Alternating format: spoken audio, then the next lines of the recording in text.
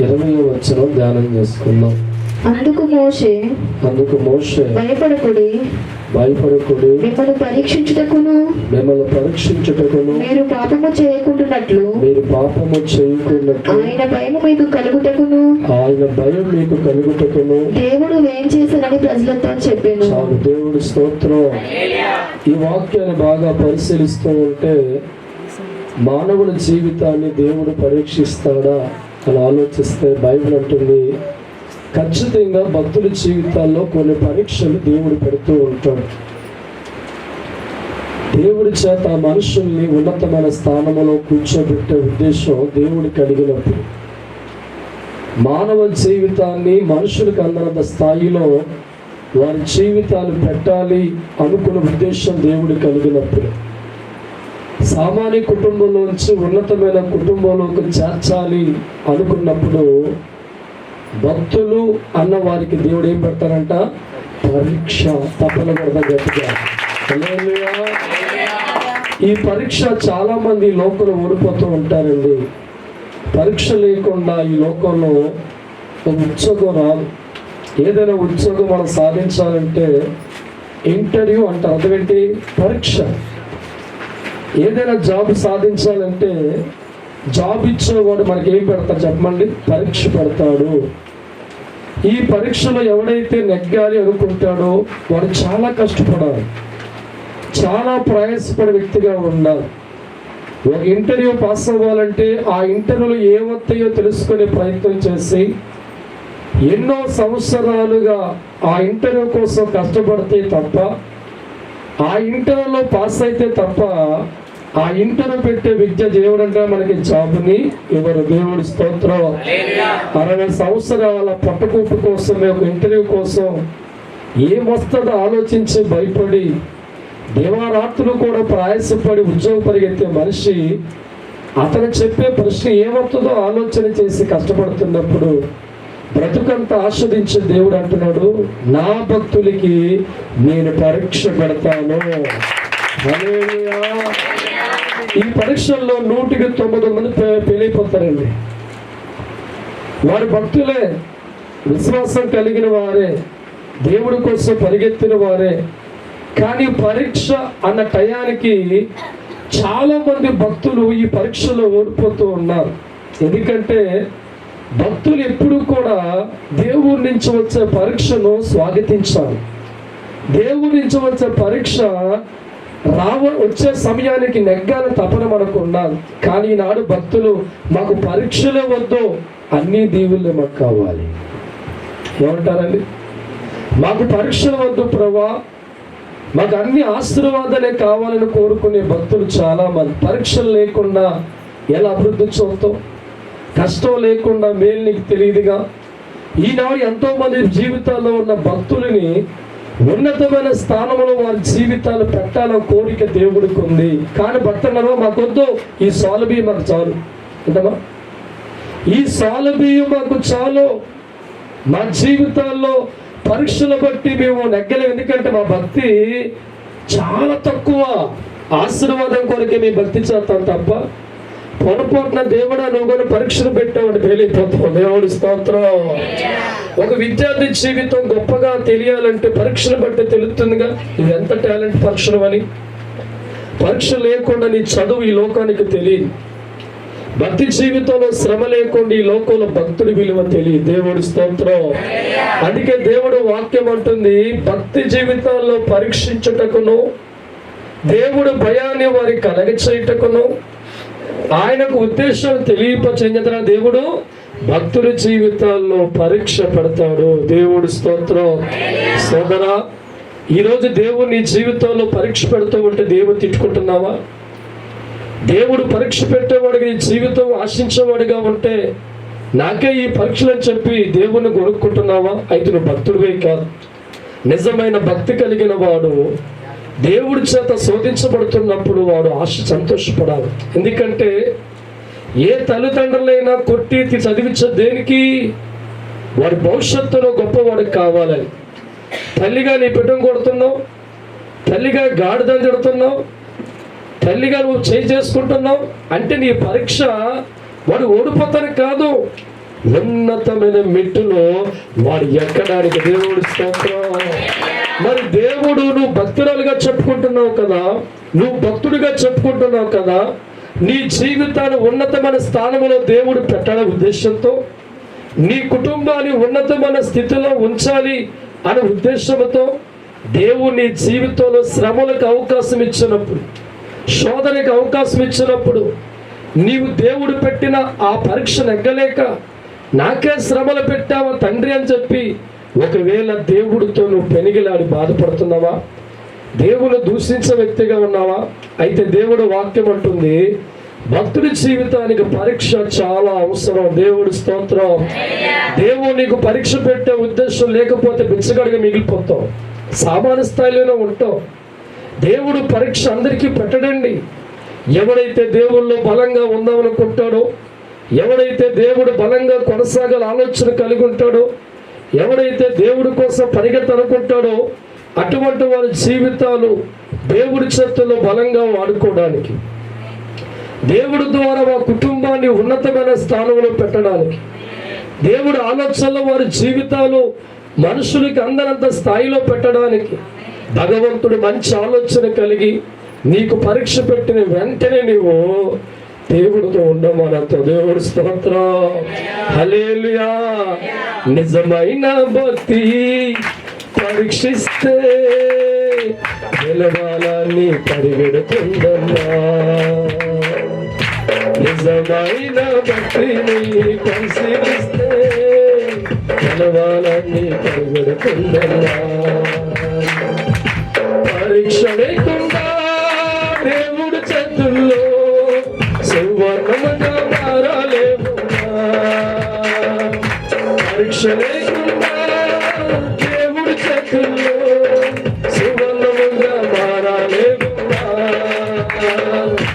ఈ భక్తి నీకు తెలియాలి అంటే పరీక్ష నీకు ఉండాలిరా.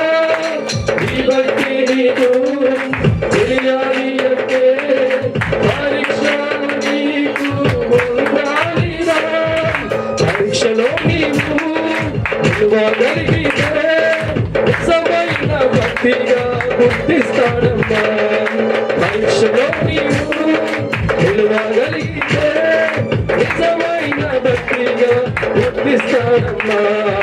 గుర్తించిన ఆ దేవుడు ఉన్నతమైన పాత్రగా వాడుకుంటాడు. గుర్తించిన ఆ దేవుడు ఉన్నతమైన పాత్రగా వాడుకుంటాడు. అందులో తప్పుడు ఒకసారి హల్లెలూయా. 2 కొరింథీ రాసిన పత్రిక 8వ అధ్యాయము, 2 కొరింథీ రాసిన పత్రిక 8వ అధ్యాయము 2వ వాక్యం ధ్యానం చేసి, ఎట్లనగా వారు బహు శ్రమ వలన పరీక్షించబడగా అత్యధికముగా సంతోషించిరి. మరియు వారు నిరుపేదలైనను వారి దాతృత్వము బహుగా విస్తరించెను. దేవుడు స్తోత్రం. అనుకున్నావా, మా దేవుడు పరీక్ష పెట్టి సంతోషం, మనకొంత సంతోషం ఎడుతూ.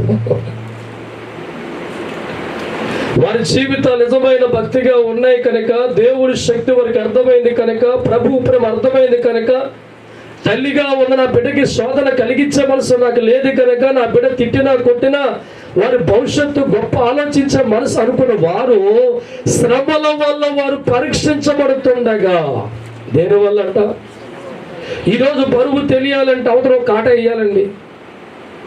50 కేజీల బరువు తెలియాలంటే 50కి తగ్గట్టుగా రావేయాల. మరి భక్తిని ఎలా కొలుస్తావు నీవు? ఎలా భక్తి తెలుస్తుంది నీవు అంటే శ్రమల అనే కాటా మీద వెళ్ళాలి. దేవుడి స్తోత్రం. శ్రమల వంటి స్థితి వారి జీవితంలో వచ్చినప్పుడు ఎక్కడ వారు దుఃఖపడక, దేవుడు మా జీవితాల్లో శ్రమల పడ్డ కారణం మా జీవితాలు మరింతగా దీవించాలనుకున్నా తప్ప కూడా. దేవుడి స్తోత్రం. ఈనాడు చాలా మంది జీవితాలు పరీక్ష అంటే దేవుడు కావడదని పారిపోతారండి. వారు అంటారు, ప్రభా జీవితకాలం మూటలు ఇచ్చారు. దేవుడు స్తోత్రం. ఏంటంట, జీవితకాలం అంతా మాకు దీవుల్లో రావాలి, జీవితాల్లో గెలిచే పరీక్షలు మాకు. ఎందుకంటే మేము అంతా డూప్లికేట్ ప్రార్థనే. మా భక్తి జీవితం అంతా నువ్వు పరీక్ష పెడితే ఓడిపోతామయ్యా. మా జీవితాల్లో పైకి మీ భక్తుల్లో కనబడతాం, విశ్వాసంలా కనబడతాం, కానీ నువ్వు గాని పరీక్షలు పెట్టావా అంటే తప్పకుండా ఓడిపో. ఎందుకంటే మా పరీక్ష శ్రమలు తట్టుకునే భక్తి మాది కాదు. దేవుడు స్తోత్రం. అలాగే దేవుడు వాక్యం ఉంది, వారి శ్రమలు వారి జీవితంలో ప్రవేశించినప్పుడు వారు అనుకున్నారు సంతోషించారు. ఏంటంట ఆ సంఘం ఏం చేసిందంట? సంతోషించింది. దేవుడు స్తోత్రం. భక్తి కలిగిన వారి జీవితంలో శ్రమలు లేకపోతే నీ భక్తి లోకానికి తెలియదురా. భక్తి కలిగిన వాడి జీవితాల్లో దేవుడు పరీక్ష చాలా అవసరం. ఏ రోజైతే దేవుడు పరీక్షకు నువ్వు తలవంచ వ్యక్తిగా ఉంటావో నీ జీవితం ఉన్నతమైన పాత్రలు పెట్టే ఉద్దేశం దేవుడికి ఉంది, అర్థం చేయాలి. కానీ ఈరోజు దేవుని జీవితంలో పరీక్షలు పెడుతూ ఉంటే దేవుని తిట్టుకుంటూ ఉంటాం, దేవుని దూషించేవారుగా మారిపోతూ ఉంటాం. నా ఇల్లే దొరికిందా అంట. దేవుడి స్తోత్రం. అవుట్రా, నీ ఇల్లే. ఎందుకంటే నేను ఎక్కడో పెట్టాలి దేవుడికో పెద్ద. దేవుడి స్తోత్రం. హల్లెలూయా. ప్రపంచంలో ఎంతో మంది దేవుడు నమ్ముకున్న కొంతమంది జీవితాల్లో పరీక్ష పెట్టాడు దేవుడు. ఎందుకంటే వారి జీవితాలు ఉన్నతమైన స్థానంలో పెట్టే ఉద్దేశం. ఈరోజు నీలో ఉన్న భక్తి జీవితానికి ఒక పదును పెట్టే కార్యక్రమం దేవుడు చేసినప్పుడు దేవుడు దూషించే భక్తులుగా ఉండకుండా దేవుని అర్థం చేసి, ఎందుకంటే శ్రమల వల్ల భక్తికి పెరుగు సాధనగా ఉన్నవాడు పదునుగా మార్చబడతాడు. భక్తి కలిగిన వాడి జీవితాల్లో పదును ఎలా ఎక్కాలంటే శ్రమల గుండా వెళ్తున్నప్పుడు వాడి జీవితాల్లో పదునుగా మార్చుకోవాలి. ఎందుకంటే ఒక శ్రమ నీకు దేవుడు పెట్టాడు వెనక ఎంతో అర్థం ఉంది అవసరమా. అందుకే దేవుడు వాక్యం అంటుంది ఇక్కడ, వారి జీవితాల్లో శ్రమల వంటి పరిస్థితులు వచ్చినప్పుడు వారు మనలాగా వారు దేవుని దూషించలేదు, దేవుడికి దూరం కాలేదు, దేవుని అపార్థం చేసుకోలేదు, కానీ ఏం చేశారంట? సంతోషించారు. దేవుడి స్తోత్రం. హల్లెలూయా. ఎందుకంటే ఆ సంఘములో ఉన్న వారి జీవితాలు నిజమైన భక్తులు. ఏ భక్తులు అంటాలో వాళ్ళ జీవితాల్లో ఉన్న భక్తి నిజమైన భక్తి. ఆ శ్రమలో వారి జీవితాలు ఊహించింది, మా శ్రమ మా పరీక్ష దేవుడు చూస్తాడు, ఈ పరీక్ష నెగ్గాలని పరిగెత్తారు. ఆ జీవితాలు దేవుని బట్టి కొనసాగిస్తే పరిస్థితుల్లో ఉన్నారు. అందుకే దేవుడు వాక్యం అంటుంది, భక్తి కలిగిన వారి జీవితాల్లో దేవుడు పరీక్ష పెట్టగానే దేవుడికి దూరం కాకమాక. నీ జీవితం ఎంతో ఆస్వాదించాలో కోరికతో ఉంటేనే నీ పరీక్ష పెడతా. ఎందుకంటే 100 మంది దేవుడు నమ్ముకుంటే ఇద్దరిగా ఒకరిగా మాత్రమే దేవుడు పరీక్ష పెడతాడు. ఎందుకంటే వాళ్ళిద్దరి జీవితాలు గొప్పగా మార్చాలి. 100 మంది దేవుడు నమ్ముకున్న వారికి ఉంటే 100 మందితో దేవుడు సాంగత్యం చేయడు, 100 మందితో దేవుడు పోటీ పడ్డం, 100 మందికి పరీక్ష దేవుడు పెట్టడం. ఇది భక్తిలో గొప్పవాడిగా ఉన్నాడు, ఈయన స్వరూపాన్ని మార్చాలి, వీడిని ఆస్వాదించాలి, ఈయన గొప్పవాడిగా చేయాలి, వీడి జీవితం మెరుగుదిద్దాలి, అనుకున్న దానికంటే ఉన్న స్థానం పెట్టాలి అని ఏ కుటుంబం కోసమైతే దేవుడు ఆలోచిస్తాడో ఆ కుటుంబానికి మాత్రమే దేవుడు పరీక్ష ఉంటుంది. దేవుడి స్తోత్రం. హల్లెలూయా. ఇది మనకు అర్థం కాక శ్రమల వంటి కొలుములు మన దేవుడు దూషించేవారిగా మారిపోతాం, దేవుని అపార్థం చేసుకుంటాం. నేను ఇంత భక్తిపోడిగా ఉన్నాను కదా, ఇంత విశ్వాసగా ఉన్నాను కదా, రోజుకు 3 పూట్ల ప్రార్థన చేస్తున్నాను కదా, దేవుడు పని చేసే వ్యక్తిగా ఉన్నాను కదా, పాటలు పాడే వ్యక్తిగా ఉన్నాను కదా, ఏం కొదువు చేశానయ్యా నీకు? ఏం కొదువు చేశాను? బెస్సమ్మాకి ఇస్తున్నాను కదా, కానుకలు ఇస్తున్నాను కదా, నీ ఎందుకు ఇలా ఉంది అని మనం ఏం చేస్తామంటే దేవుడు మనసు మనకు అర్థం కాక, దేవుడు ఆలోచన మనకు అర్థం కాక, దేవుడు తప్పుడుగా ఆలోచన చేసుకొని ఆయన మన దీవించే పరీక్ష ఆయన నడిపిస్తూ ఉంటే ఆ పరీక్షను అపార్థం చేసుకుని ఏం చేస్తామంటే దేవుడిని చాలా చిన్న చూపుగా మనం మాట్లాడుతాం. దేవుడి స్తోత్రం. క్రైస్తవుడా, ఈరోజు నీకు పరీక్ష వస్తుందంటే నిన్ను గాఢంగా దేవుడు ప్రేమిస్తున్నప్పుడు కూడా ఒక్కసారి హల్లెలూయా. అందరిని దేవుడు వాడుకోడరా. కొందరు జీవితాల్లో పరీక్షలు ఉంటాయి, ఎందుకంటే వాళ్ళ బతుకులు పండించే కోరిక దేవుడికి ఉంటుంది. కొంతమంది జీవితాల్లో దేవుడు చూస్తాడు, వాడి మనసు దేవుళ్ళో కరెక్ట్ గా ఉంటే, హృదయం దేవుళ్ళో కరెక్ట్ గా ఉంటే, వాడి ఆలోచన దేవుళ్ళు కరెక్ట్ గా అనుకున్న ప్రభు ఉద్దేశం వాడు ఇంకా గొప్పవాడిగా మార్చే ఉద్దేశంతో నీ ముందు చిన్న పరీక్ష పెట్టగానే భయస్తుడిగా బైక్ వెనక మళ్ళీ మాక ఆ పరీక్ష నెగ్గడానికి ప్రయత్నించాయి. ఈరోజు ఎంతో మంది విద్యార్థులు పరీక్షలకు భయపడేవారుగా వాటి ముందుకెళ్ళేవారు కాదు, గెలవాల కోరికది వెళ్ళాలి. ఒకవేళ ఓడిపోయిన మళ్ళా ప్రయత్నం సాధించాలి. అది వారి పరీక్షల్లో నెగ్గాలని కోరిక. దేవుడి స్తోత్రం, హల్లెలూయా. భక్తుడి జీవితాలకే పరీక్ష తప్ప భక్తిహీనులకి పరీక్ష దేవుడు పెట్టడండి. ఎందుకు అవసరం లేదు దేవుడికి. పని చేసే వాడికే దేవుడు పరీక్ష చెప్తాడు తప్ప పని చేయని వాడికి అవసరం లేదు. భక్తి కలిగిన వాడికే పరీక్ష పెట్టి వాడి కుటుంబాన్ని, వాడి జీవితాన్ని, వాడి బతుకుని ఉన్నతమైన స్థానం పెట్టి ఆలోచన దేవుడికి ఉంటుంది తప్ప భక్తిహీడిగా ఉన్న వాడి జీవితాల్లో దేవుడు పరీక్షలు పెట్టడం. దేవుడి స్తోత్రం, హల్లెలూయా. మనం అనుకుంటాం ఆడి జీవితం 6 కాయలు 3 పువ్వులు అనుకుంటాం. దేవుడి స్తోత్రం. అందుకే దేవుడు వాక్య రాత్రి అంటుంది, నిజమైన భక్తి కలిగిన వాళ్ళ జీవితంలో కొనసాగుతున్నప్పుడు శ్రమల వంటి పరీక్ష నీ కళ్ళ ముందు కనబడుతుందా? దేవుల్లో బలంగా కొనసాగుతున్నప్పుడు జీవితంలో ఆటంకాలు ఎదురవుతున్నావా? దేవుడి కోసం పరిగెత్తవరకు నువ్వు మారుతున్నప్పుడు అన్ని ఆటంకాలు కనబడుతున్న ధన్యుడివే. ఎందుకంటే నీ జీవితాన్ని దేవుడు ఎక్కడో పెట్టబోతున్నాడు. దేవుడి స్తోత్రం.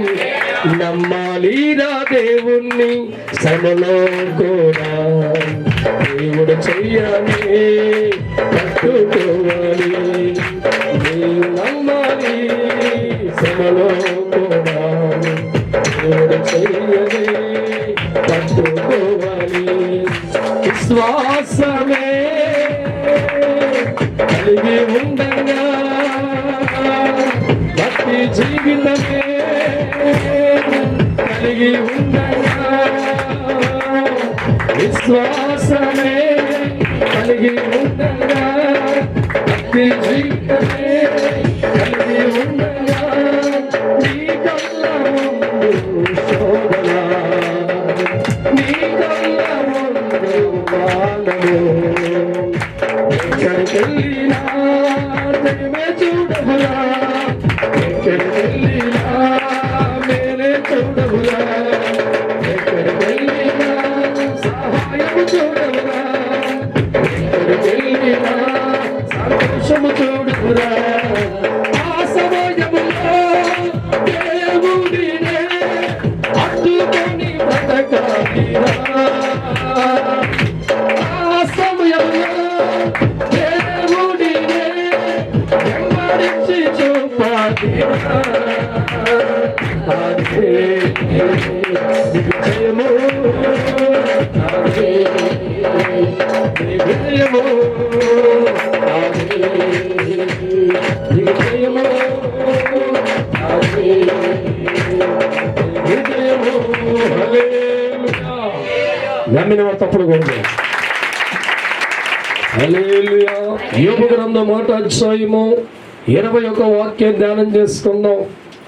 యోబు గ్రంథం 1:21. నా తల్లి గర్భములో నుండి, నా తల్లి గర్భములోంచి దిగంబరినే వచ్చి తిని, దిగంబరుగా వచ్చి తిని, దిగంబరినే అక్కడికి తిరిగి వెళ్ళెదను. తిరిగి వెళ్తాను. యెహోవా ఇచ్చెను, యెహోవా ఇచ్చెను, యెహోవా తీసుకొని పోయెను. యెహోవా నామమునకు స్తుతి కలుగును గాక.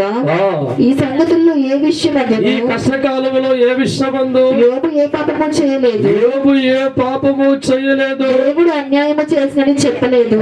బిగ్గరగా తప్పకూడదు. దేవుడు స్తోత్రం. నువ్వంతా అన్యాయం ఎప్పుడు చేశాడు అన్యాయం.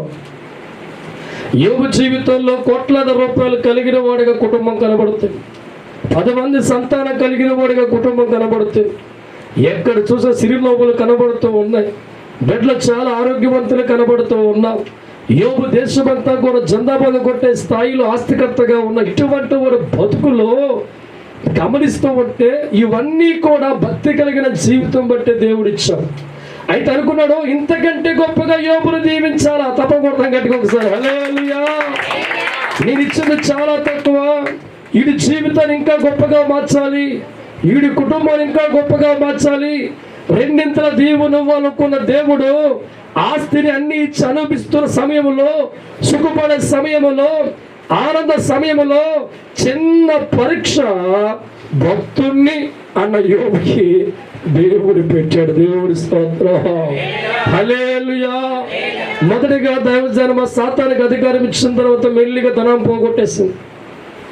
తర్వాత బంగారం అంతా పోగొట్టుకుంది. తర్వాత ఆస్తులంతా కూడా పోగొట్టేలా చేశాడు. తర్వాత పాడి పంట అంతా ఒక్కొక్కడు పోతూ ఉంటుంది కలలు చూస్తున్నాడు. దేవుడి స్తోత్రం. యోబు గారు చూస్తుండగానే ఆస్తి అలా నీరుగా అయిపోయింది. యోబు గారు చూస్తుండగానే పాడి సమస్తం కాలిపోయింది. యోబు గారు చూస్తుండగానే పిల్లలందరూ చనిపోయారు. యోబు గారు చూస్తుండగానే కఠోరమ రోగం వచ్చింది. యోబు గారు చూస్తుండగానే దురదలు ఎక్కువైపోయి, యోబు గారు చూస్తున్న శరభంలో బెజ్జాలు పురుగు పడుతున్నాయి. యోబు గారు చూస్తూనే బంధువులందరూ వదిలేసి వెళ్ళిపోయారు. యోబు గారు చూస్తూనే స్నేహితున్న వారు అన్నారు, నువ్వు ఎంత ఘోర పాప చెప్పాడు. దేవుడి స్తోత్రం. కఠోరమైన శ్రమలు భక్తి కలిగిన వారి జీవితంలో వచ్చాయినా. చిన్న శ్రమ వస్తే దేవుడు తిట్టుకుంటున్నావు, చిన్న శ్రమ వస్తే దేవుడా ఉన్నాడంటున్నావు. నేను భక్తి కలిగిన దాని కదా నీ కోసం త్యాగాచలు చెప్పుకుంటున్నావు. యోబు జీవితంలో గమనిస్తూ అన్ని పోనే, ఆస్తి, అంగబలం, బంధుబలం, డబ్బులు, పిల్లలు, పొలాలు, గొర్రెలు, బరులు, చివరికి భార్య అంటుందే చావరా అంత. దేవుడి స్తోత్రం. అప్పుడు యోబు గారు అన్నారు, నా దేవుడికి మహిమ కలుగునగాక. హల్లెలూయా. అంటే యోబు గారి జీవితంలో కష్టాలు దేవుడికి తెలియవా? యోబు గారి జీవితంలో రోగం దేవుడికి తెలియదా? యోబు గారి జీవితంలో కన్నీరు వంటి పరిస్థితి దేవుడికి తెలియదా? ఎందుకు పరీక్షకు అధికారం దేవుడు ఇచ్చారంటే యోబులో గొప్పతనం మరింతగా రప్పించడానికి, రెండింతల దీవెన ఇవ్వడానికి, సాతానుకు వచ్చి పోపించడానికి, నా బిడ్డ భక్తి డూప్లికేట్ కాదు నిరూపించడానికి ఒక పరీక్ష పెట్టాడు. దేవుడి స్తోత్రం. ఎక్కడ కూడా దేవుణ్ణి దూషించే వ్యక్తిగా యోబు గారు లేరు. ఎక్కడ కూడా దేవుని అపార్థం యోబు గారు చేసుకోలేదు. అయ్యో ఇంత భక్తిగా ఉన్నాను కదా, ఇంత కొనసాగే వ్యక్తిగా ఉన్నాను కదా, ఎన్నో దాన ధర్మాలు చేసే వ్యక్తిగా ఉన్నాను కదా, ఏం తక్కువ చేస్తానే నీకు, ఎక్కడైనా ప్రార్థన మానేనా, ఎక్కడ సహాయం చేయడం మానేనా అని చెప్పి ఎదురు ప్రశ్నలు వేసే వ్యక్తిగా లేకుండా అన్ని కోల్పడడం. నీ జీవితంలో యెహోవా ఇచ్చాడు, యెహోవా తీసుకున్నాడు, దేవుడికే మహిమ కలిగని ప్రార్థించడం మొదలుపెట్టాడు. దేవుడి స్తోత్రం. హల్లెలూయా. శ్రమలన్నీ కూడా కాటాలో వేయడం జరిగింది. యోబు భక్తి కాటలో దేవుడు వేశాడు. శ్రమలన్నీ తేలిపోని యోబు గారు గెలిచాడు. దేవుడి స్తోత్రం. గెలిచిన తర్వాత యోబు జీవితం అడుగు తింట్లు ఎక్కడ ఉంది? రెండింతల ఆశీర్వాదం మోగించాడు దేవుడు. ఆ పరీక్ష గెలిచిన తర్వాత యోబు జీవితం కన్నీరు వంటి గాథలో ఉందా? ఆ పరీక్ష గెలిచిన తర్వాత యోబు జీవితం కష్టాలు ఉండిపోయిందా? ఆ పరీక్ష గెలిచిన తర్వాత యోబు జీవితాన్ని గమనిస్తే దావిదమా రెండింతల ఆశీర్వాదంతో యోబు జీవితాన్ని ఆశ్రయించాం. రెండింతల దీవులతో దేవుడు ఆ కుటుంబాన్ని దీవించాం. రెండింతల మేలుతో ఆ కుటుంబాన్ని కంచె వేశాం. ఆ దేశంలో ఒక వంతుకున్న యోబు రెండింతల ఆస్తికర్తగా మారిపోయాడు. దేవుడి స్తోత్రం. అంటే భక్తుల జీవితాల్లో వచ్చిన పరీక్షలు నెగ్గే సమయాన్ని మనం మార్చుకుంటే దేవుడు బట్టి మన జీవితాలు ఆస్వాదించబడిన సత్యాన్ని మనం తెలుసుకోవాలి. ఈనాడు ఉన్న భక్తుల జీవితాలు దేవుడి వల్ల పరీక్షలు వస్తే, దేవుడి వల్ల శ్రమలు వస్తే, దేవుడు బట్టి ఒక కష్టాలు ఉంపెడితే మన భక్తి జీవితంలో తేలిపోయే భక్తులుగా మనం ఉంటున్నాం. మన భక్తి జీవితంలో ఓడిపోతూ ఉన్నాం. మన భక్తి జీవితాల్లో అటువంటి టైంలో కూడా దేవుడికి ప్రార్థించే వ్యక్తులుగా ఉండలేకపోతున్నాం. అందుకే మన జీవితాలు అరాకొర బతుకులుగా మిగిలిపోతాయి. దేవుడి స్తోత్రం. తల్లిదండ్రుల్లో పెద్ద డాక్టర్ జరిగాడు, సైకిల్ ఎక్కేస్తానమ్మా ఏంటంటే నువ్వు డాక్టర్ చేత అంటాడు, సైకిల్ మెకానిక్ అయిపోతా ఎవడాడు. హల్లెలూయా. తల్లిదండ్రులు ఏమో డాక్టర్ చేస్తాండ్రా, నేను ఇంజనీరింగ్ చేస్తానని అంటావా, సైకిల్ మెకానిక్ అయిపోతానమ్మా. ఎందుకంటే వాడు పరీక్షలకు వచ్చుకునే భక్తి వాడిది కాదు. వాడి జీవితాల్లో పరీక్షలు లేకుండా సులువుగా వెళ్ళిపోయిన జీవితాన్ని కోరుకుంటాడు కనుక వాడి బతుకంతా కూడా అక్కడే ఉంటుంది. కానీ దేవుడు మన జీవితాల్లో పరీక్ష పెట్టి నిలబడాలా. ఎప్పుడైతే నిలబడే వ్యక్తులు మన జీవితాలు ఉంటాయో వాడు దేవుడు వాడుకుంటాడండి. నీ నిలబడాలని వాడి జీవితం వదిలేస్తాడు దేవుడు. ఎందుకంటే అందరి జీవితాల్లో దేవుడు పరీక్ష పెట్టడు. భక్తిహీనుల జీవితాల్లో దేవుడు పరీక్ష పెట్టడం, విశ్వాసం లేని వారి జీవితాల్లో దేవుడు పరీక్ష పెట్టి, ఎవరైతే దేవుడి కోసం బ్రతకాలనుకుంటాడో ఆ జీవితంలో గొప్ప పరీక్ష ఉంటుంది. దేవుడి స్తోత్రం. నా జీవితంలో కూడా దైవజనులు చక్కగా దేవుడి ఆత్మతో వాడబడుతూ ఉన్నాను. అనేకులు బాగుపడుతూ ఉన్నారు, దెయ్యాలు పరిగెడుతూ ఉన్నాయి, అందరూ జందాబాద్ కొడుతూ ఉన్నారు. అటువంటి టైంలో ప్రభు చెప్తున్న మాట, ఒక రోజు అన్నాడు, ప్రార్థన చేస్తుంటున్నాడు, కుమారా నీ మీదకి భయంకరమైన దీవెన వస్తుంది అన్నాడా. దేవుడు ఏమన్నాడు? భయంకరమైన కీడు వస్తుంది అంటే పరీక్షలు పెడుతున్నారు చెప్పరు. ఆశీర్వాదం ఇస్తారంటే నా నోట్స్ అయిపోతాం. హల్లెలూయా. నీ జీవితంలో శ్రమ అంతా పక్కన అంట దేవుడు ఇస్తూ, అది మన భక్తి. హల్లెలూయా. బలముగా దేవుడు ఆత్మతో వాడబడుతూ దేవుడి కోసం బ్రతకాల కోరికపడుతూ కుటుంబాన్ని పట్టించుకోకుండా సేవను పరిగెడుతూ ఇల్లు వాకలు పట్టించుకోకుండా జీవితాలు కూడా సర్దిపుట్టుకు వెళ్ళిపోతున్న జీవితంలో ప్రభు పలుకుల మాట నీ మీదకి భయంకరమైన శ్రమ వస్తుంది. దేవుడి స్తోత్రం. ఆ టైంలో ఇంకా పౌరుకుంటే దేవుడి స్తోత్రం అనను. నువ్వు పంపించే కిరీటం రాడే తప్పకుండా గట్టిగా హల్లెలూయా. నువ్వు పెట్టే పరీక్ష అయితే, నువ్వు పెట్టే శ్రమ అయితే, నువ్వు పంపించి రాలే ప్రవనగానే దేవుడు పర్మిషన్ ఇచ్చాడు. భయంకరమైన వ్యాధి ఒంట్లోకి వెళ్ళిపోయింది. దేవుడి స్తోత్రం. ఆ వ్యాధి డెంగ్యూగా దేవుడు మార్చాడు. ఎలా మార్చాడండి? డెంగ్యూ ఆ రోజుల్లో డెంగ్యూ అంటే 10 years పైబాగా డెంగ్యూ అంటే రక్త కణాలన్నీ కూడా చచ్చిపోతాయి, రక్తం అంతా ఇరిగిపోతుంది, మోషన్ ద్వారా ముక్కు ద్వారా బ్లడ్ వెళ్ళిపోతుంది, మనిషి చచ్చిపోతాడు. దేవుడి స్తోత్రం. డేంజర్ కండిషన్ లో దైవజనమ ఈ బొడ్డు కాంచి కింద కాళ్ళని చచ్చడిపోని నడవలేని పరిస్థితి, దేక్కుంటూ వెళ్ళే పరిస్థితి. ఆ టైంలో పక్కన ఉన్న పాస్టమ్ గారు అమ్మగారు నన్ను భుజాల మీద వేసుకొని లాక్కెళ్తూ ఉండేవారు. ఈ డెంగీయే కాకుండా చూద్దాం మళ్ళీ కూడా పెట్టాడు, యూరిన్ బ్రేక్ చేశాడు. దేవుడి స్తోత్రం. ఏ మనిషి అయినా యూరిన్ కంటిన్యూ వెళ్ళా చచ్చిపోతాడు. దేవుడి స్తోత్రం. 28 hours పైగా యూరిన్ బ్రేక్ అయిపోయింది, పొట్ట దబ్బుడిపోతుంది, ఊపిరి ఆడలేదు, ఆవేశం వస్తుంది, కాళ్ళు చచ్చడిపోయి తిన్నగా తణుకు మోసూపారు. దేవుడి స్తోత్రం. ఆ డాక్టర్ చెప్పిన మాట పరిశీలిసి అనడం, బతికితే బతకొచ్చా ఇష్టమాట ఏంటి చచ్చు. దేవుడి స్తోత్రం. 8 సంవత్సరాలు దేవుడు ఆత్మను ధరించుకున్న వాడిగా 8 సంవత్సరాల కుటుంబాన్ని పట్టించుకోకుండా దేవుడికి మంచి పేరు వస్తే చాలు, దేవుడి కీర్తిరావాలని కోరుకున్న వాడిగా, నా జీవితంలో ఇల్లున్నా లేకపోయినా నా బిడ్డలకు 10 మందికి చాలుకొని సుఖాన్ని కోరుకోకుండా సంతోషం కోరుకోకుండా దేవుడి కోసం పరిగెత్తే నా జీవితంలో కూడా దైవజనమా ఒక పరీక్ష దేవుడు పెట్టాడు. దేవుడి స్తోత్రం. ఆ రోజుల్లో నేను కూడా 8 సంవత్సరాలు సేవ చేస్తున్నానయ్యా, ఉద్యోగం పరిస్థితిలో ఉన్నానయ్యా, కుటుంబాన్ని పట్టించుకోలేదయ్యా, నీ పేరు కోసం పరిగెడుతున్నాయ్యా, నేను ఏం సంపాదించాను ప్రభా, అంతా నీ పేరు కోసం కదా, ఇలా ఎందుకు చేసావంటే దేవుడు నాతో ఉండేవాడు కదా. దేవుడి స్తోత్రం. హల్లెలూయా.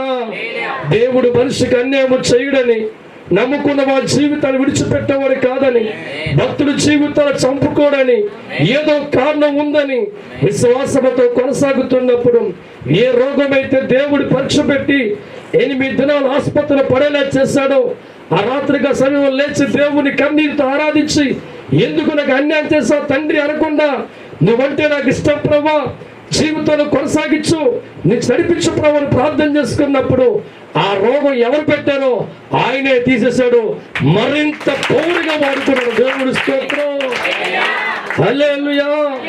మరింతగా నా చేతాస్తాను దీవునికరంగా మార్చాడు. అనేక జనులకు తండ్రిగా దేవుడు మార్చాడు. వేలాది మంది కాపరిగా దేవుడు మార్చాడు. 100 మందికి అన్నం పెట్ట దేవుడు మార్చాడు. ఈ రోజు కొదువులేని జీవితం అనుగ్రహించాడు. ప్రతి మనుషుని కూడా అయ్యగారు వస్తే చాలు స్థితిని కారణం ఆనాడు పరీక్షల్లో నెగ్గడానికి కృప చూపించిన దేవుని బట్టి. దేవుడి స్తోత్రం. ఆనాడు భక్తి జీవితాన్ని బట్టి తునీకరించిన వ్యక్తిగా ఉండి శ్రమను తట్టుకోలేక ఈ రోగం ఎందుకు పెట్టావు ప్రభు అంటే, ఈ స్థితి నాకు దేవుడు ఇచ్చేవాడు కాడేమో. దేవుడి స్తోత్రం. అందుకే భక్తి కలిగిన వాడికి శ్రమ చాలా అవసరం. విద్యార్థికి పరీక్ష లేకుండా వారి టాలెంట్ ఎలా బయటపడదో, భక్తి కలిగిన వారికి పరీక్ష లేకుండా నిజమైన భక్తి బయటపడదు.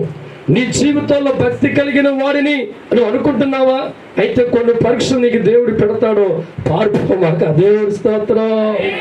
ఎప్పుడైనా దేవుడితో నడవాలిరా, దేవుడి సన్నిధిలో ఉండాలిరా, ఎప్పుడైనా దేవుడితో నడవాలిరా, దేవుడి సన్నిధిలో ఉండాలిరా.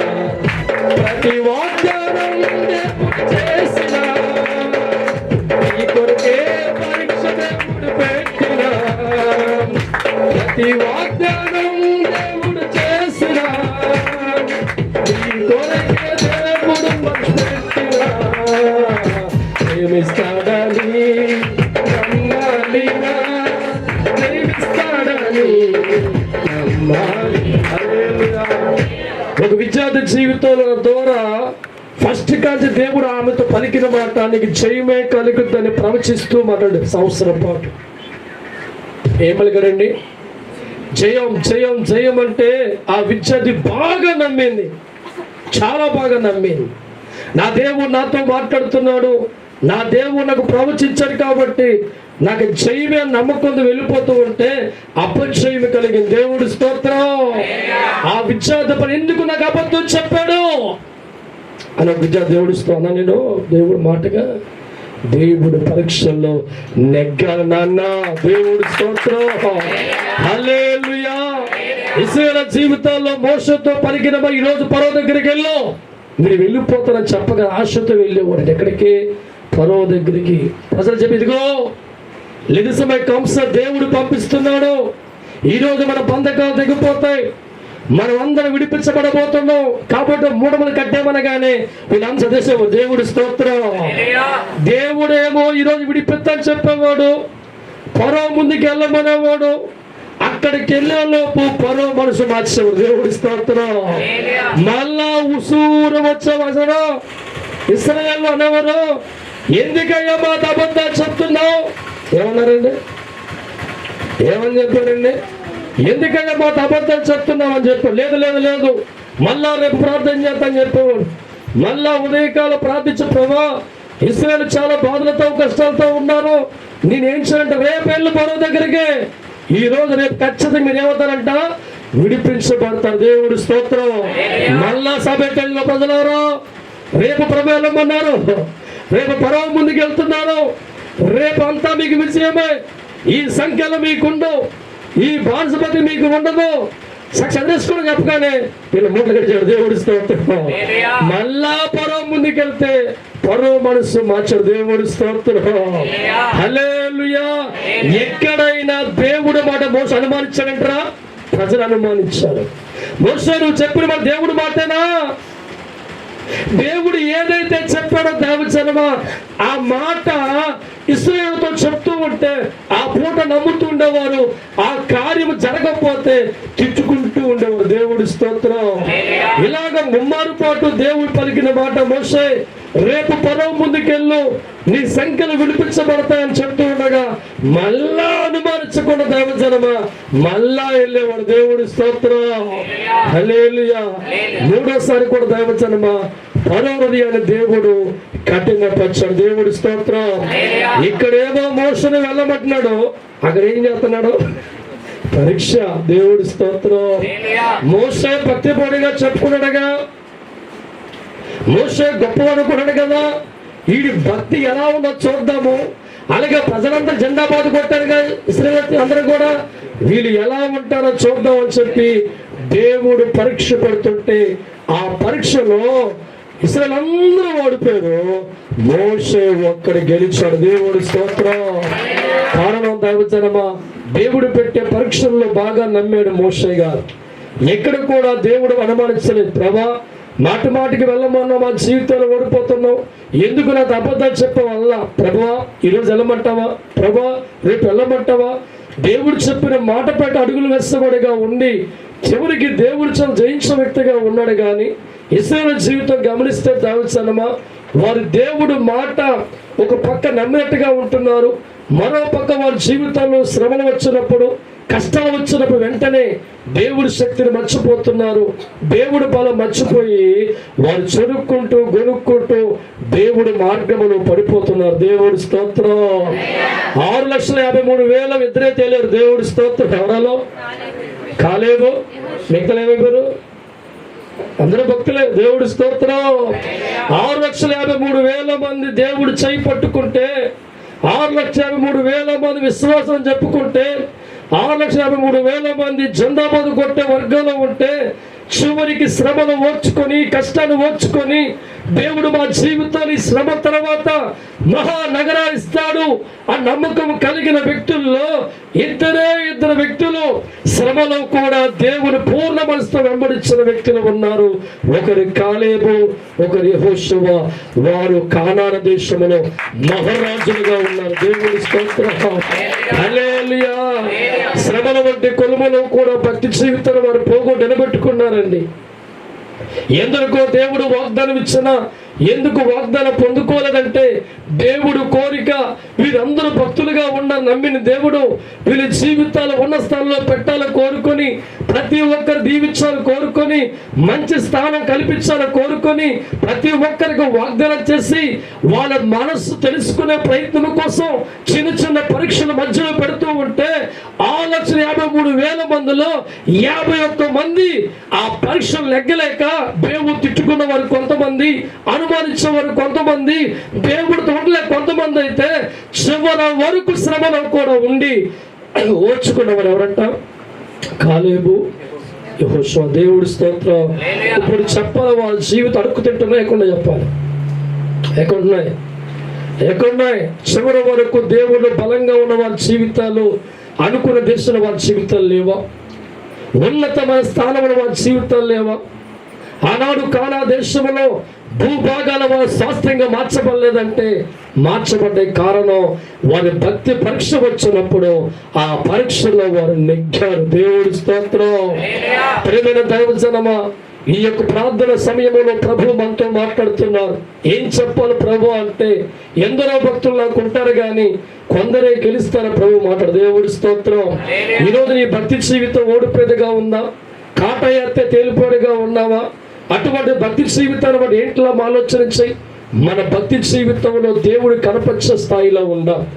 భక్తులకే శ్రమలు వస్తాయి, భక్తులకే కష్టాలు వస్తాయి. ఆ కష్టాలు మన జీవిత ముగింపు కాదండి. దేవుని బట్టి మరింతగా ఆశ్రయించబడ్డానికి, దేవుని బట్టి నీ కుటుంబాలు మరింతగా దీవించబడ్డానికి, దేవుని బట్టి ఉన్నతమైన స్థానికి ఇవ్వాలి ఆశ. ఎందుకంటే పరీక్ష లేకుండా దేవుడు ఇవ్వలేడు. ఎందుకంటే మన భక్తి జీవితం దేవుడికి కనిపించాలి. మన విశ్వాసం మనుషులు కాదు కానీ మనలో ఉన్న భక్తిని దేవుడు పరీక్షించే సమయానికి, మనలో ఉన్న విశ్వాసం దేవుడు పరీక్షించే సమయానికి ఆ భక్తి కలిగిన కుటుంబాలు, ఆ భక్తి కలిగిన వ్యక్తుల జీవితాలు మహాభివృద్ధిలో ఉంచే సంకల్ప యాత్ర దేవుడి కలిగి ఉన్నప్పుడు, పరీక్షలు వస్తున్నప్పుడు గమనించాలి, నా మేలు కొరకే. దేవుడి స్తోత్రం. హల్లెలూయా, హల్లెలూయా. ఇందాక ఒక నిమిషం చాలా అలసటగా ఉండి లోపల కూర్చొని ఏంటి పరిస్థితి అలసిపోదనుకున్న. దేవుడి స్తోత్రం. అక్కడ కోపంలో భారమైన పరిసరి, ఇక్కడ ఆదివారం పరిసరి, ఇక్కడ భూమిగా పరిసరి చూసి బాడీ చాలా అలసటగా ఇప్పుడు పనిచేసి వచ్చాను. దేవుడి స్తోత్రం. ఒక్క నిమిషం మా శరీరం అంటుంది, ఇది అవసరం నీకు? ఏముందండి, ఇది అవసరమా? దేవుడి స్తోత్రం. ఆత్మ అంటుంది, చావు తర్వాత మన రాజ్యం ఉంది కదరా. దేవుడి స్తోత్రం. హల్లెలూయా. నీకు అన్నం పెట్టిన భక్తి జీవితమే కదా, నీకు పేరిచ్చిన భక్తి జీవితమే కదా, నీ బిడ్డలకి పోషించిన భక్తి జీవితమే కదా, నీ భార్య భక్తి జీవితం కదా. దేవుని బట్టి అన్నం దొరుకుతుంది, దేవుని బట్టి ఆరోగ్యంతో ఉంటున్నావు, దేవుని బట్టి వస్త్రం వచ్చింది, దేవుని బట్టి విలువ వచ్చింది. ఆ దేవుడే లేకుండా ఎక్కుండేవాడు రా అంది దేవుడు ఆత్మ. హల్లెలూయా. దేవుడు లేకపోతే ఐఎమ్ 0%. ఐఎమ్ 0%. దేవుడు లేని మరుక్షణమే ఐఎమ్ 0%. నా దేవుని బట్టి సమస్త కార్యము జరిగించేవాడిని, నా దేవుని బట్టి మనుషులు ఆశ్రయ స్థానం కలిగించేవాడిని. ఆ దేవుడు లేనప్పుడు నా బతుకు బస్ స్టాండ్, ఆ దేవుడు వచ్చాక సింహాసనం. దేవుడి స్తోత్రం. భక్తి కలిగిన మార్గంలో వెళ్ళిపోయిన అవమానాలు, నిందలు, ఆటంకాల జీవితంలో ఎదురవుతూ ఉంటే సోదరా భయపడమాక. నిన్ను ప్రేమించిన శత్రువుగా మారిపోతావు, గాఢంగా ప్రేమించి అనుమానించని మారిపోతూ ఉంటావు. నీ జీవితంలో ఎవరినైతే గౌరవిస్తావో వారే తోళ్ళని మాటలు పలుకుతూ ఉంటారు. నీ జీవితంలో గాఢంగా ప్రేమించే వ్యక్తులే గుండెకు బాగులా మాట్లాడుతూ ఉంటారు. అటువంటి టైంలో నీ భక్తిని పెంచుకుంటూ పో వ్యక్తిగా ఉండాలి తప్ప ఈ శ్రమలు వస్తున్నాయి, కష్టాలు వస్తున్నాయి, బాధలు వస్తున్నాయని చెప్పి లోకంలో ఉన్న అల్ప విశ్వాసాలు మనము జారిపోతూ ఉంటే నువ్వు పూలు గుడిసెలోనే ఉంటావు, నువ్వు తాటే గుడిసెలోనే ఉంటావు. అక్కడ ఉన్న నీవు ఇక్కడికి రావాలంటే మట్టుగా పరీక్ష కావాలి. దేవుడి స్తోత్రం. ఇంచుమించు 18 సంవత్సరాల సేవా జీవితంలో నేర్చు అనుభూతి మీద మాట్లాడుతున్నారు. పరీక్ష మనిషికి కావాలి. అందరూ దేవుడితో ఉండలేరండి. కొందరే దేవుడితో ఉంటాం. ఆ కొందరికే దేవుడు పరీక్ష పెడతాం. ఆ పరీక్ష నీకు జయమిత్తానికి, ఆ పరీక్ష నీకు జయాన్ని కలగజేయడానికి, ఆ పరీక్ష నీకు విజయం ఇవ్వడానికి, ఆ పరీక్ష నీ నేల మీద నిన్ను శిఖరాల మీద కూర్చోబెట్టడానికి పెట్టే పరీక్ష కళ్ళు కద్దుగా నడుచు. దేవుని స్తోత్రం. అటువారి జీవితాలు దేవుని బట్టి ఆస్వాదించబడతాయి. దేవుని బట్టి గొప్పవారుగా మార్చబడతారు. వారికి తెలియకుండా స్థిరతరాస్తులు గొప్పగా మార్చబడతాయి. వారికి తెలియకుండా ప్రజల్లో గౌరవం వస్తుంది. వారికి తెలియకుండా 10 మంది కన్నడ స్థాయిలో మార్చబడతారు. వారికి తెలియకుండా సమృద్ధి కనబడుతూ ఉంటుంది. వారికి తెలియకుండా అనేకులు గౌరవించే మారిపోతారు. వారికి తెలియకుండా ప్రతి ఒక్కరు కూడా వందనాలయ్య అంటారు. దేవుడి స్తోత్రం. అట్టి దీవెన మీ అందరికీ ఉండును గాక. మాకు వచ్చి ప్రార్థన చేసుకుంటాం. పరిశుద్ధుడా, ప్రేమ కలిగిన తండ్రి, మీకు అనేకమైన వందనాలు, స్తోత్రాలు చెల్లిస్తున్నాం. మరోసారి మీ నామంలో ప్రభా, దైవజన కుటుంబంలో ప్రార్థన అంటే వందలాది మంది పరిగెత్తికి రావాలి. నీ ఎన్నికలో ఉన్న కుటుంబాలు వచ్చాయి. ఎవరిని ఎన్నికలు ఉంటే వారు వస్తారు తండ్రి. అందుబట్టి నీకు వందనాలు. వచ్చిన ప్రతి కుటుంబానికి కూడా మీరు ఆస్వాదించండి. భక్తి కలిగిన వాడి జీవితాల్లో పరీక్షలు లేకపోతే వాడికి ఉన్నతమైన జీవితం ఉండదని, భక్తి కలిగిన వాడి జీవితానికి దేవుడు పరీక్ష పెట్టే సమయం వచ్చినప్పుడు దాన్ని గ్రహించే వ్యక్తిగా ఉండి గెలవాలని ప్రయత్నం చేసే వ్యక్తులుగా ఉండాలని కోరుకుంటాం. ఎందరో భక్తులు లోకంలో ఉన్నప్పుడు కూడా కొంతమంది భక్తుల్ని నువ్వు ప్రేమించి వారి జీవితాలు ఉన్నతమైన పాత్రలో పెట్టాలని, వారికి గొప్ప పేరు తెచ్చే స్థితిలో ఉంచాలని, వారు ఆదర్శంగా నిలపాలని ప్రభా కొంతమంది భక్తుల జీవితాలు మీరు పరీక్ష పెట్టారు. వారి జీవితాలు మాకు ఆదర్శంగా పెట్టారు తండ్రి. వారి శ్రమల వంటి కొన్ని మేము చదువుతున్నప్పుడు వారి అనుభూతుల్లోంచి మేము కూడా నేర్చుకోవాలని, మా జీవితాలు అటువంటి పరిస్థితుల్లో ఉన్నప్పుడు వారు ఏ రీతిగా దేవుని గనపరిచి ఉన్నతమైన పాత్రలో గొప్పవారిగా మార్చబడ్డారో అట్టి రీతిగా ఉండాలని, నిజమైన భక్తులు కాటా వేసినప్పుడు శ్రమను తేలిపోయినట్లుగా భక్తి కలిగి నిలబడినట్లుగా ఉండాలని కోరిక తండ్రి. ఈనాడు ఎంతోమంది శ్రమల వంటి పరిస్థితులకు దూరం అయిపోతున్నారు. కష్టాల పని దూరం అయిపోతున్నారు. మాలో ఏ ఒక్కడు కూడా తండ్రి భక్తిహీనత కలిగే స్థితిలో ఉండకుండా ప్రతి సందర్భాన్ని మహిమపరుస్తూ అధికమైన మేలుతో ఉండే కృపే దయచేయండి. ఈ రాత్రి దేవుడు మాటతో ఏర్పరిచిన ఉదయం 6 గంటల నుంచి సాయంత్రం 6 గంటల వరకు ప్రార్థనలో ఎందరో బిడ్డలు వచ్చి ప్రార్థించారు తండ్రి. నీకు ఇచ్చిన మాటతో వారు స్తుతించి గణపరిచారు తండ్రి. ప్రతి ఒక్కరిని ఆస్వాదించండి. ఈరోజు ప్రార్థన ఉందని తెలుసుకొని కొంతమంది బిడ్డలు ఏకీభవించారు తండ్రి. వారందరిని దీవించండి. రేపటి కాలమందు తైలాభిషేక పండగ మీ పేరుతో జరగబోతుంది ప్రభా. నీ ఎన్నికలో ప్రజలు నడిపించండి. ఎవరు నీ ఎన్నికలో ఉంటే వాళ్ళు ఆగరు తండ్రి. నడిపించండి, అనేకులు అభిషేకించండి. ఆ కార్యక్రమాల్లో మమ్మల్ని అందరినీ వాడుకోమని యేసుక్రీస్తుని నడుచున్నాము తండ్రి. యేసు రక్తమే చేయం, సిలువ రక్తమే చేయం, అపవాదికి నాశనము కలుగును గాక. తండ్రి ప్రేమ, క్రీస్తు కృప, పరిశుద్ధాత్మ సహవాసం సదాకాలం నిలబడిన గాక. నమ్మిన వారు తప్పకూడదు. లేచి నిలబడదాం.